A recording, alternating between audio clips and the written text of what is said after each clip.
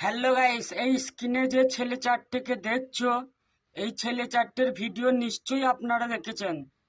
এদের বাড়ি হচ্ছে আসামে, আর এরা কাজ করতো ব্যাঙ্গালোরে।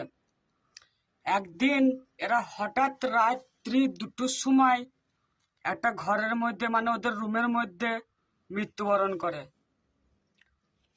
কিন্তু কিভাবে ভাই, চারজন একইভাবে মৃত্যুবরণ কিভাবে করে? তাই এদেরকে পোস্টমর্টেমে নিয়ে গিয়েছিল। তার একদিন পরে পোস্টমর্টেমের মানে রেজাল্ট এল যে এরা যে রুমে ছিল, এই রুমে কোনো ভেন্টিলেশন, মানে কোনো অক্সিজেন পাস করার, গ্যাস পাস করার কোনো লাইন ছিল না। তাই এদের রুমে গ্যাস হয়ে গিয়েছিল, এই গ্যাসের কারণে চারজনায় মারা গিয়েছে।